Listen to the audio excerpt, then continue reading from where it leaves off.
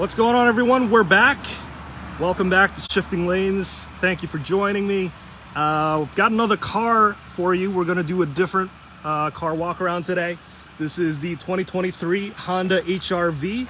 And as always, if you have any questions, please ask away because the car's right in front of me and I'll try to answer your questions as best as I can. So let's get started with the outside first. For you guys joining in just now, thank you so much for joining me. And again, if you have any questions, just ask away. But let's get started. This is the redesigned HRV.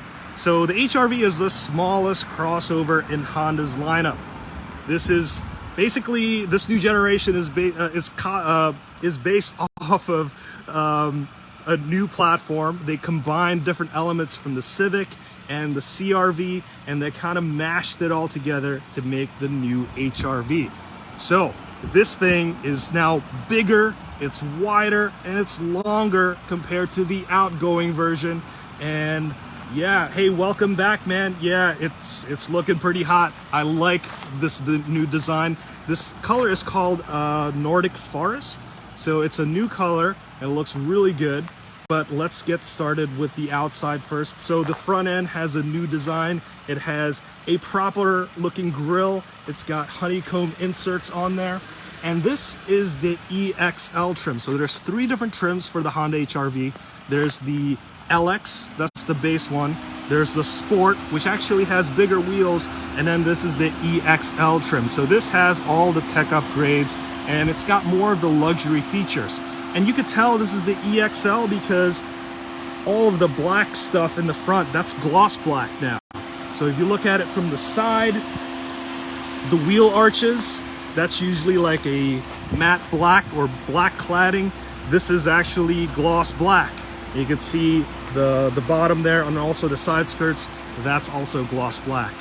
And if you look at the side here, this looks more aggressive. There's like brake air inlets right there to cool down the brakes. And the lower bumper looks pretty aggressive. And I love the LED taillights on here. We've got the LED daytime running lights and it looks pretty sharp. And let's go around the side. So you could tell with this new HRV, this is longer than before.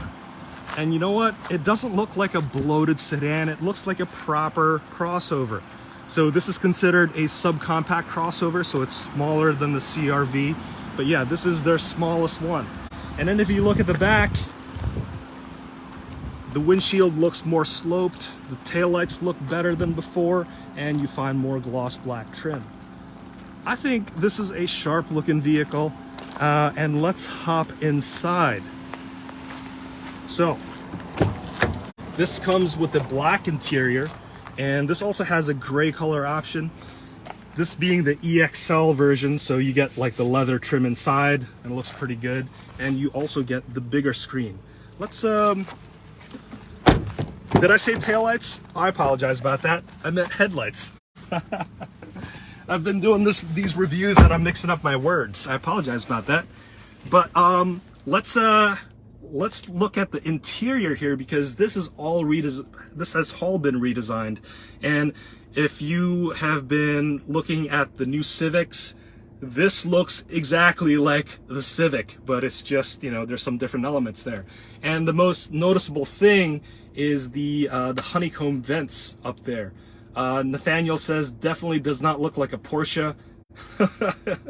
You're totally right. But yeah, so I think this looks pretty clean. And I like this minimalist design. This has a floating console, which is nice. There's the gear shifter. So let's talk about the equipment real quick.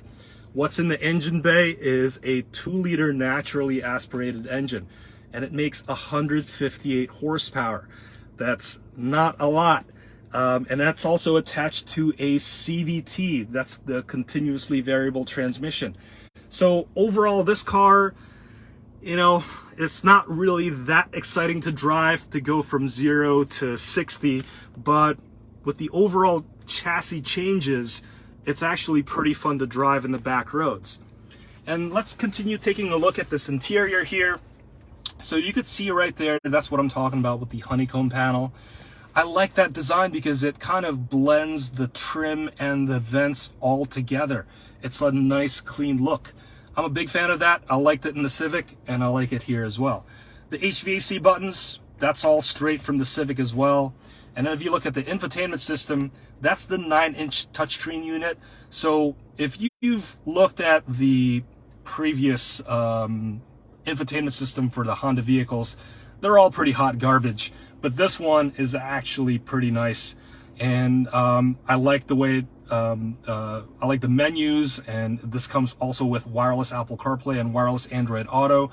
So it's really nice to use. We've got a question here from Nathaniel Mosley. He says, or he asks, being a smaller engine, do you know if it can handle boost well? You know, I'm not really sure. I'm pretty sure there's turbo kits out there you could put in this thing, and Honda being the company that they are, I believe that their engines can handle boost well generally, especially like the older K engines. I mean, you'll find a lot of K-swap things, you know, engines from like the Honda Odyssey have been able to power like different things like dragsters and stuff. They make over 1,000 horsepower. So I'm not really sure about this specific engine, but again, knowing the pedigree, I'm pretty sure it can handle boost well. Back to the interior. Steering wheel looks good. Let's just jump inside, or jump in the front row so that we can see a little bit better. This one also comes with a 7-inch digital display. It may be hard to see, but there it is. So this portion of the screen is a digital display. That portion of the screen is an analog, and I think that looks pretty good.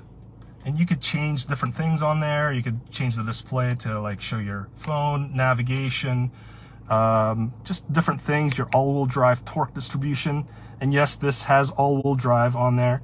So pretty good in the winters, as long as you have a good set of tires.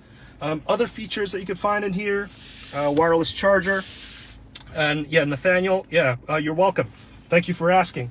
You can also find this drive mode dial, so you could switch between, I think it's like normal, economy, and snow. So that's the only 3 driving modes in here. There's no sport mode, which is kind of sad, but you know what would be really cool for this car? If they made like a HPD version that has like a turbocharged engine and maybe a manual transmission. That would be really, really cool. So that's the HRV in a nutshell. The back seat, it's got 37.7 inch of rear legroom in there, which isn't too bad. But you know how this car got bigger on the exterior? It actually got smaller in cargo space, so that's kind of disappointing. But let's wrap up this video by looking at the outside again, and because this is the best part of the HRV. It looks so good. I love the front end changes. I love the gloss black on there. I think this is a sharp looking subcompact crossover. And this being the top of the line version with delivery and this premium paint, which is about 400 bucks, you can take this car home for $30,590. So that's a good chunk of change, but considering that the average price of a new car is somewhere around $35,000 to $40,000, this is pretty attainable by the normal general public. So this is a lot of car. The engine is not so great. The transmission is not so great, but the geometrical changes, the increased track width, the longer wheelbase, and kind of like the stiffer suspension, it actually makes this car pretty fun to drive in the back roads. So there you have it, guys. I want to thank you so much for watching all the way to the end. Again, if you have any questions, just ask away and I'll try to address it in my video review, which should be coming out in a week or two. So that's why I'm here doing my review filming for our YouTube channel on Shifting Lanes at youtube.com. So if you want to check that out, please head on over there. In the meantime, let's wrap it up right there. Again, I want to thank you so much. Oh, we've got a last minute question. Nibble says, can I see the engine bay?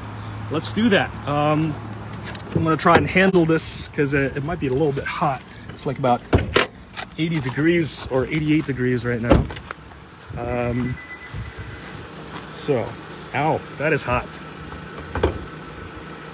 The things I do for you guys while holding my phone. You know what? We're not gonna do that. It is too damn hot.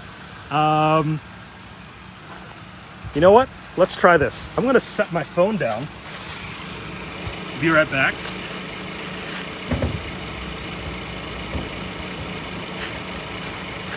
Yep, it's not happening. Sorry about that, guys. It's a little too hot. I don't want to burn my hands. But again, I want to thank you so much for watching, and I'll see you in the next one.